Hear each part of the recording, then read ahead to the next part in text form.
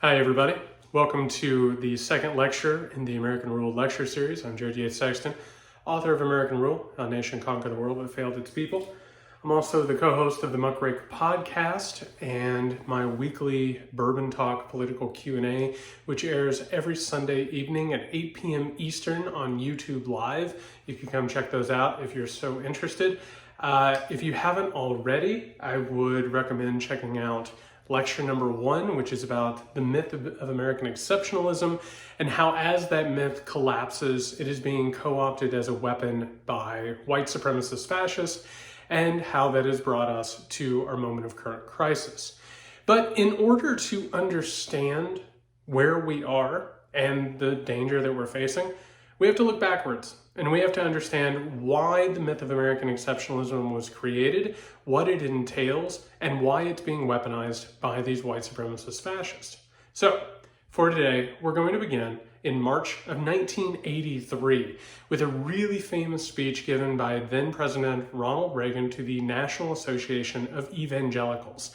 Now, Reagan, who wasn't particularly religious, and if you want to learn more about that, go and read American Rule. There's some really weird stories about Ronald Reagan and his obsession with occultism and how that affected his presidency, and also our reality leads to satanic panic, some really messed up stuff.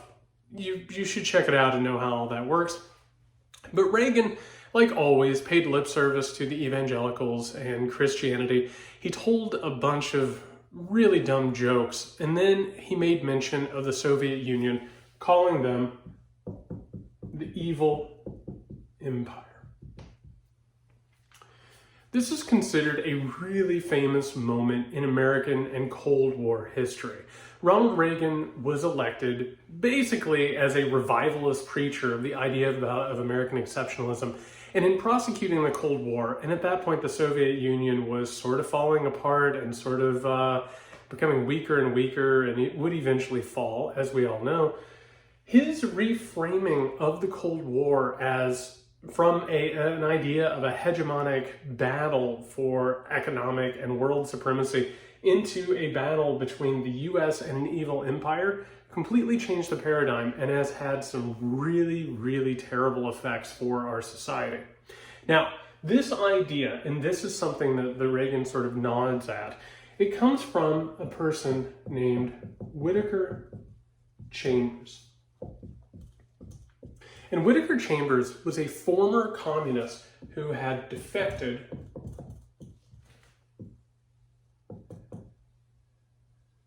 and likened the USSR and communism to Satanism. Now, what Chambers and Reagan and the Republicans would eventually end up framing this as is the idea that communism was the world's second oldest religion, and that in the Garden of Eden,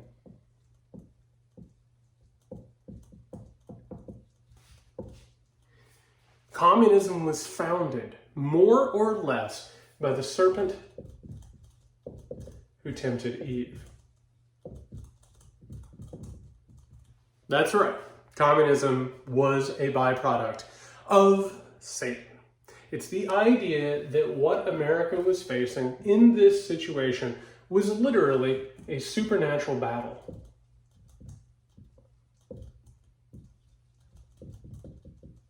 And of course, that supernatural battle is between capital G, good, meaning the very embodiment of good in the embodiment of God, versus evil. That takes us back to this idea of the evil empire. Now, remember from lecture 1, I talked about the idea of divine agents, that nations could be stand-ins for God. In this case, what Ronald Reagan was proposing, and he was changing the entire paradigm of American foreign policy and the idea about what America stood for in general, it was again what we talked about, which is the combination of politics and religion. America was a divine agent for God, and the Soviet Union was an evil empire doing the work of Satan. Now, in order to push this idea Reagan talked about founding fathers, and it's important to mention that the founding fathers were largely what you would call deist, or people who maybe they believed in one God in a monotheistic world, or the idea of a creator who set the world into motion and let it go. They were not evangelicals, they were not Christians. But he mentions a couple of quotes, including from William Penn, who was actually a pacifist Quaker, which makes this entire situation feel that much weirder. William Penn was quoted as saying, "If we will not be governed by God, we must be governed by tyrants." He also mentioned, of course, our old favorite, Thomas Jefferson. Now, before we get into the specifics of Thomas Jefferson, the Declaration of Independence, and the inherent contradictions of America, we have to be accurate about history, warts and all. And the first thing that we have to say is that Thomas Jefferson was a slaveholder who enslaved generations of African Americans. That's first and foremost. We cannot talk about what he achieved or what he did or what he added to the American conversation without first acknowledging that this is a person who spoke about inalienable rights while also holding people in human bondage. And of course, Thomas Jefferson writes the Declaration of Independence. In the Declaration of Independence, of course, he talks about a creator and inalienable rights. This idea is founded on the concept that human beings have rights, that they should be able to self-determine their way in the world, which, by the way, is pretty rich coming from a slaveholder. But this idea was put in the Declaration of Independence as a philosophical attack on the idea of monarchy. Now, just to remind you, and by the way, just a quick aside, Thomas Jefferson was a deist, not a Christian, which is really weird that, Reagan would put him in this context, but all of these people struggle so hard to put this really problematic philosophy within a divine idea. Jefferson actually created his own Bible, in which he went through a Bible with a razor and cut and paste. He got rid of all miracles and supernatural ideas and basically presented a picture of Jesus as a guru and sort of a socialist teacher. So this idea of the monarchy, we need to remember most of it is based on the idea of divine right. And this goes back to what we talked about in Lecture 1 with the idea of divine agents. In this case, monarchs, kings, queens, all of their court, all of these people, they are put in a position of power because, going back to the idea of Plato's noble lie, they've been picked by God. They've been chosen as a chosen higher race in order to lead other people. And this hierarchy is divine, right? This idea of the Declaration of Independence interferes with the idea of the monarchy. And what it does is it attempts to pose individual freedom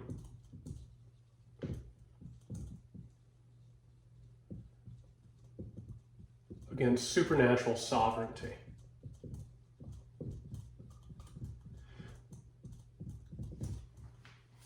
Jefferson attempts to interrupt the myth that there is a sovereign divine hierarchy.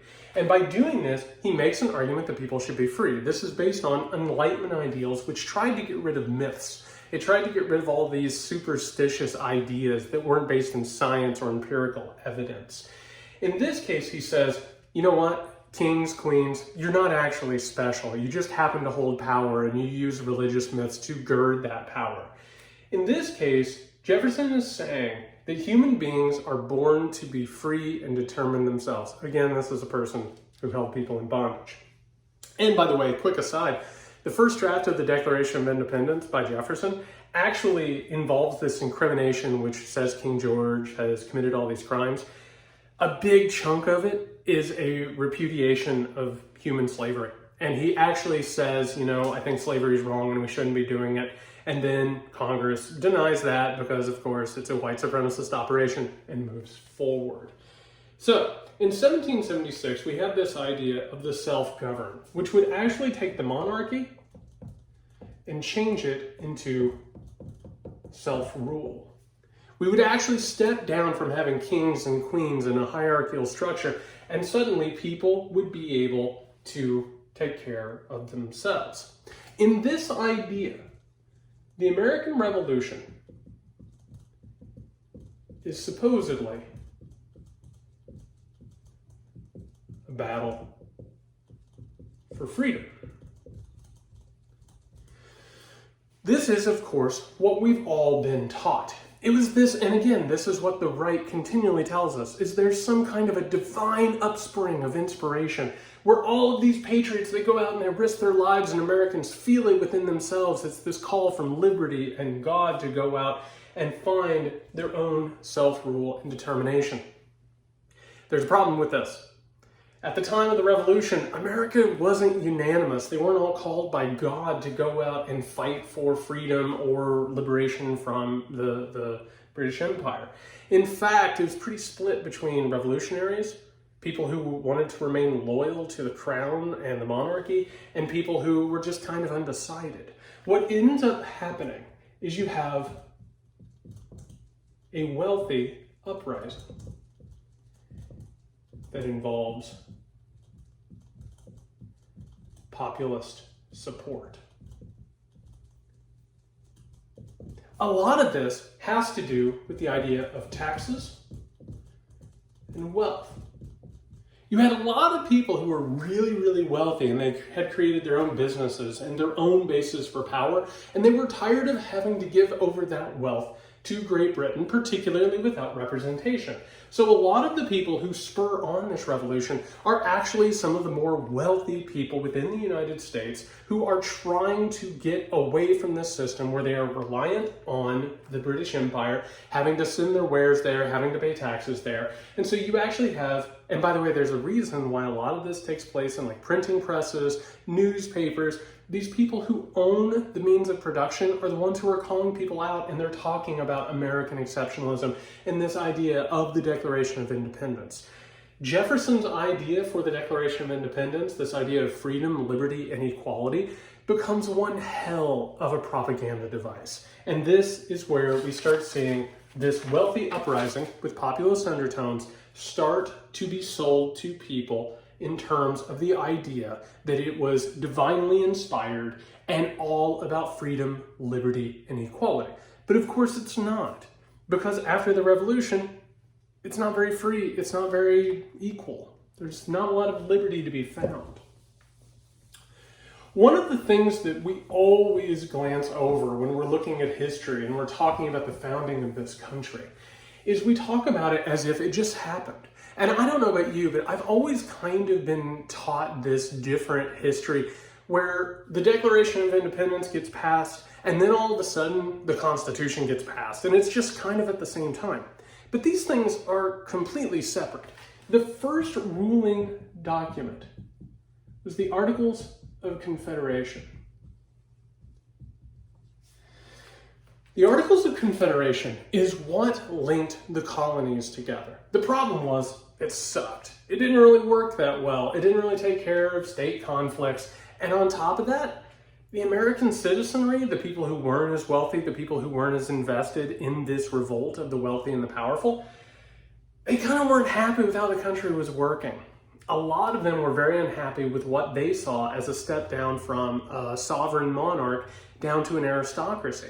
They didn't feel like they were able to be heard. They didn't feel like they had representation. And what you actually see is you have a lot of uprisings. The most famous of these, of course, is Shays' Rebellion, something that kind of moves around the new country. And eventually, it really frightens the wealthy in America. They become almost obsessed with the idea that if they don't do something about the Articles of Confederation, the United States of America is going to fall apart, and that these people are going to come and take their goods and their property. They understand that something has to be done in order to take the Articles of Confederation and make them stronger in order to protect their wealth, their property, and their well-being. Now, one thing to mention in all of this is almost immediately after the revolution, Thomas Jefferson, gets on a ship and heads on over to France and helps inspire them to their own revolution, where, of course, the revolutionaries rise up. A lot of heads get chopped off by the guillotine. They come for personal and private property. Jefferson becomes quite a radical, by the way. While he's over in France, he's talking about constant revolutions. He's talking about continually changing the order in order to make it better and fairer and more free. And he's sort of over in France inspiring this revolution. And meanwhile, everybody he left behind is freaking out about these uprisings and about the potential weaknesses of the Articles of Confederation. In 1787, there's a meeting in Philadelphia.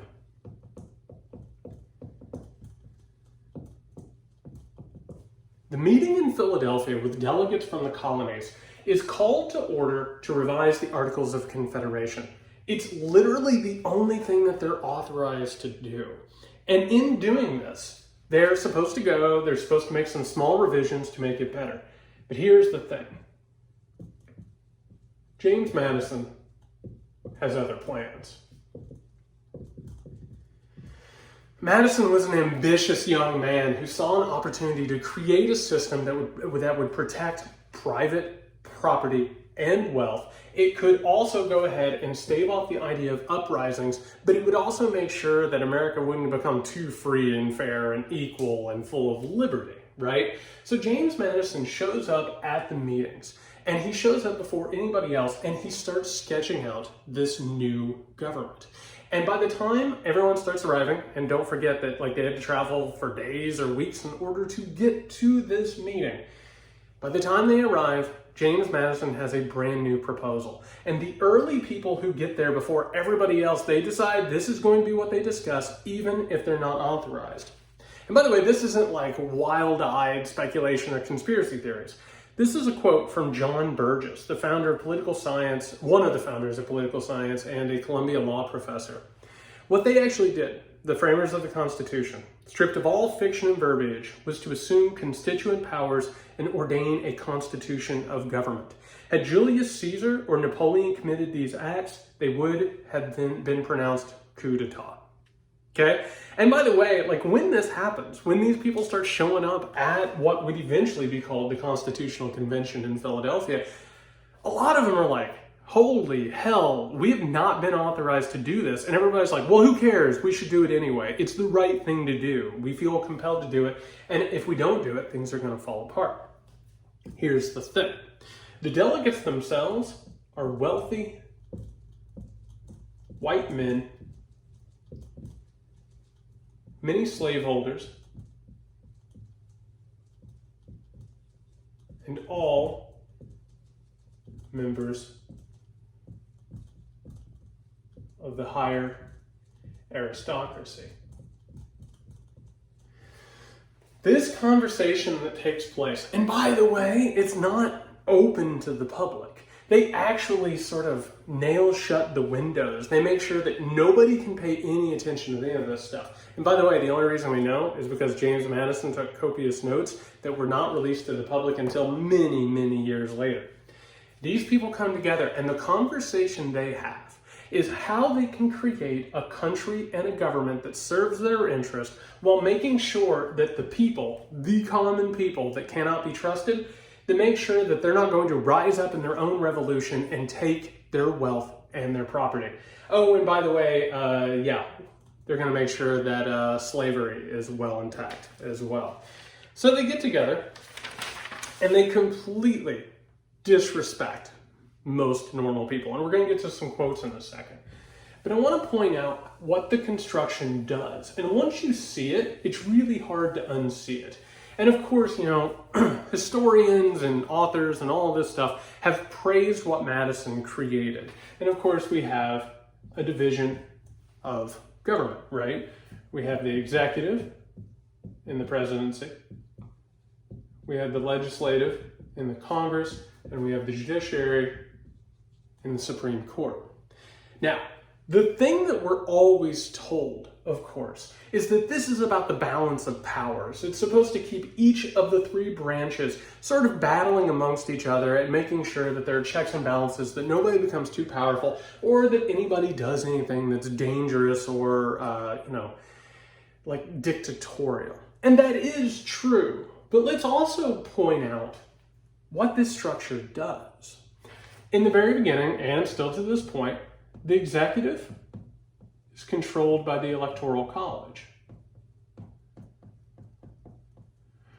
It's not direct vote. And by the way, if you're watching this in 2020 or anytime post 2016 or even 2000, if we're going to be frank, I think you understand why this is a problem and why it presents an existential threat to democracy.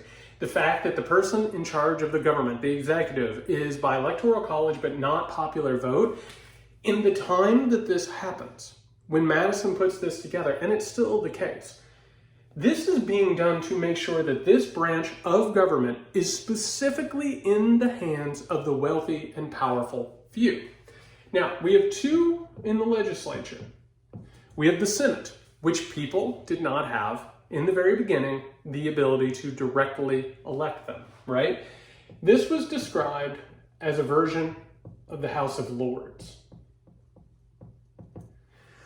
which of course is a chamber of the legislative branch that, is controlled by the wealthy and powerful few. They talk about the Senate and they're like, oh, this is where the real statesmen are going to be. This is where the wealthy and the intelligent and the responsible people will be. They give the common people one thing.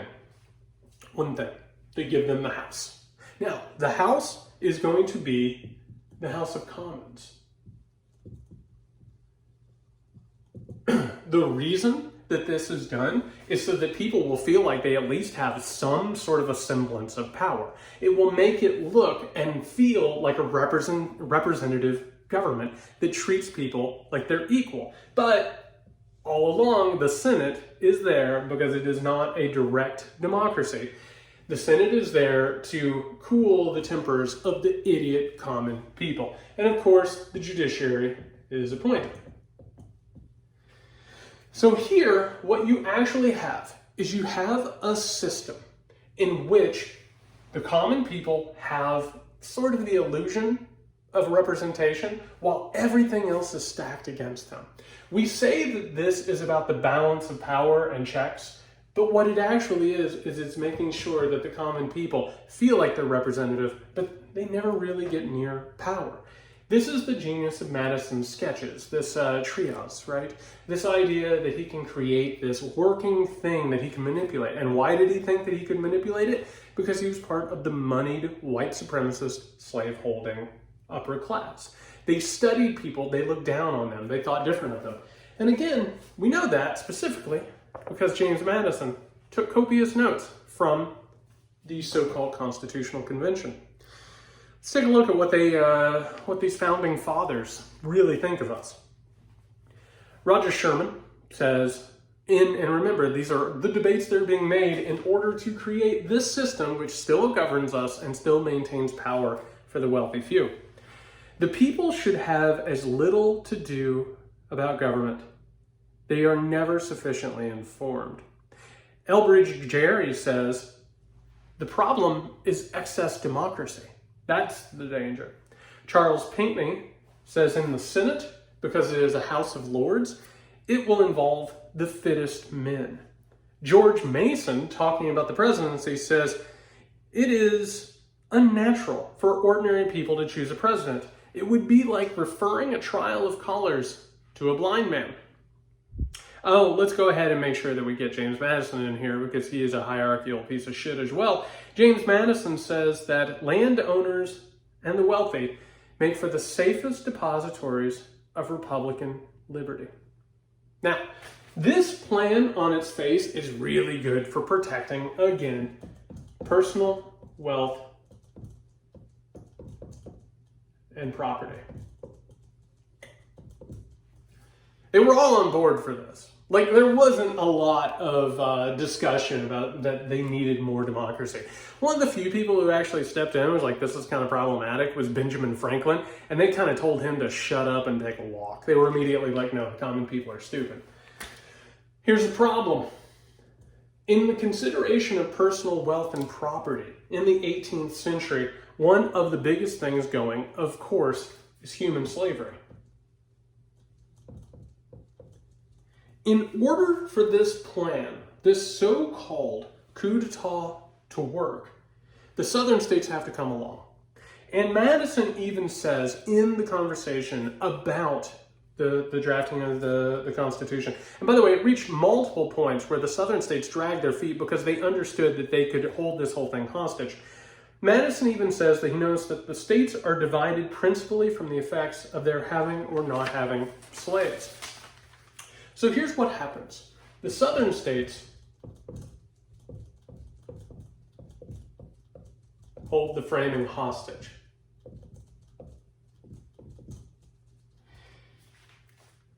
This entire situation is threatening to fall apart. In fact, many people during the conversations and debates are like, this just doesn't work. And by the way, remember this whenever we start talking about the idea that the Constitution is divinely inspired and all that bullshit.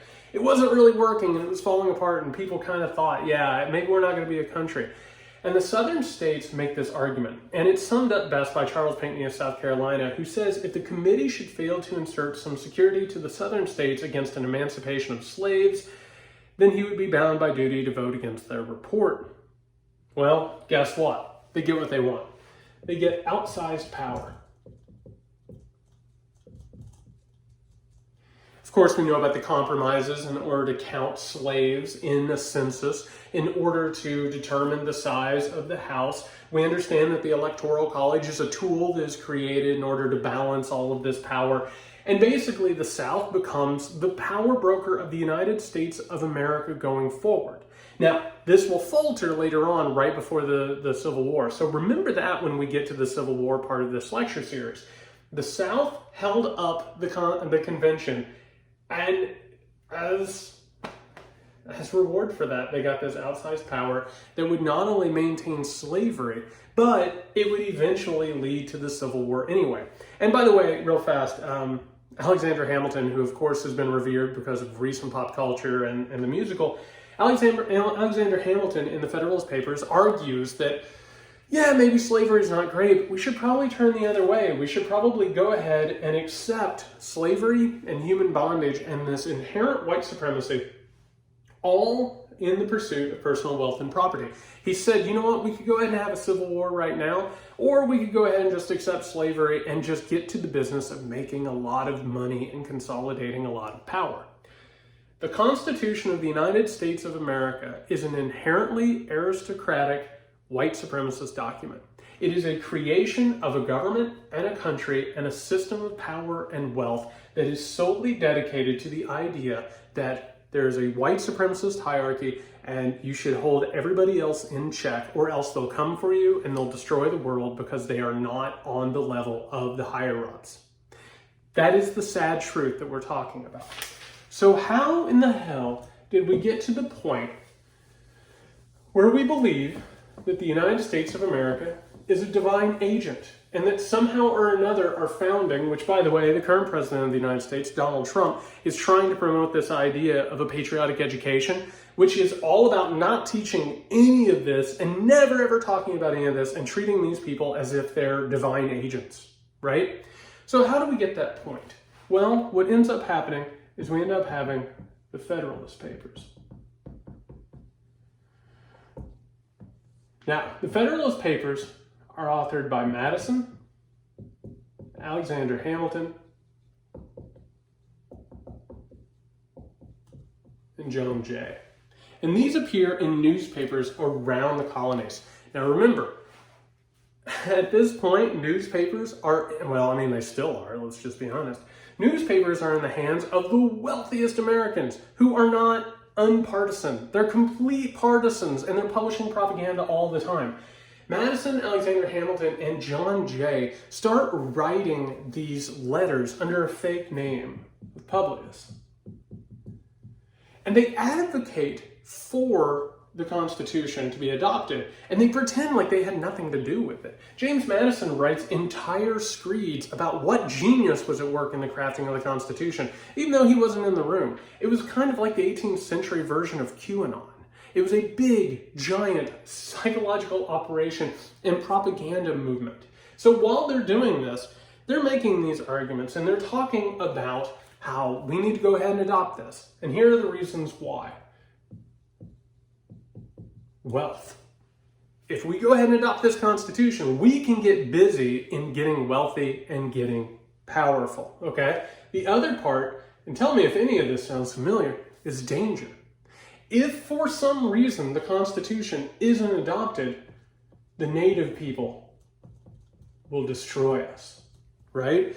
Do this, give us power, or some threat is going to come out of the shadows, a conspiracy theory. It's been happening all along. And eventually they make this, and they make the idea that there's the genius of division.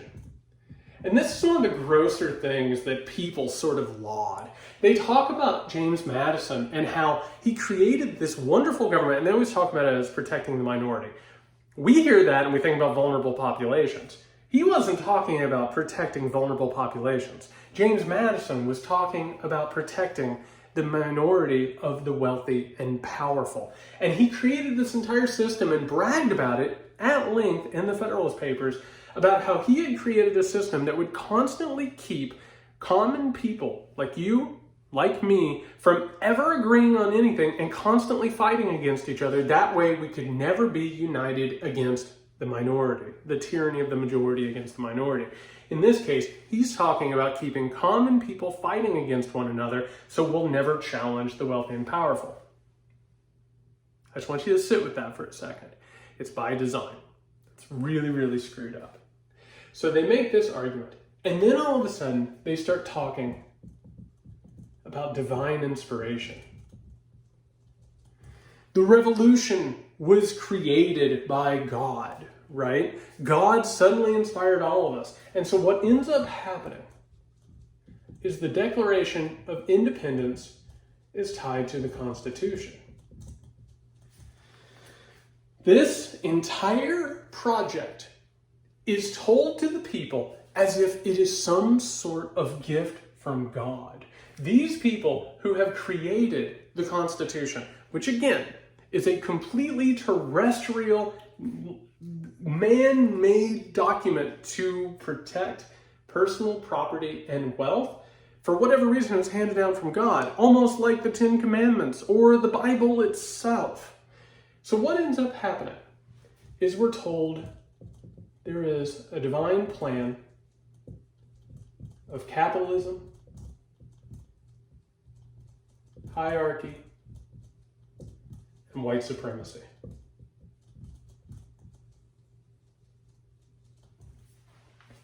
What started out in the monarchy as white kings and queens who were chosen by God to rule over the land, it's supposed to go down to the people and turn into popular representation. But instead, it becomes an aristocracy in the robes of a democracy. The entire thing Madison put together was open and closed systems of control. In this case, is all there. This is about the pursuit of wealth. It's about how there are fundamentally superior people and that they are white people. Men, by the way, like women don't show up. You would have to read over this a bunch of times, but not a lot of mention of women in here. People of color in this world are inherently inferior. I mean, slavery is on the books. It's in the original Constitution. It's completely protected and completely preferred. So you have a divine plan of white supremacy, capitalism, and hierarchy. But it's hidden by espoused principles. And what are those espoused principles? Liberty, freedom, and equality. It is a society that does not believe in liberty, freedom, or equality except for the money and powerful few. So here's my question, and we're going to get into this in future lectures. It's an important question, and it's something to consider.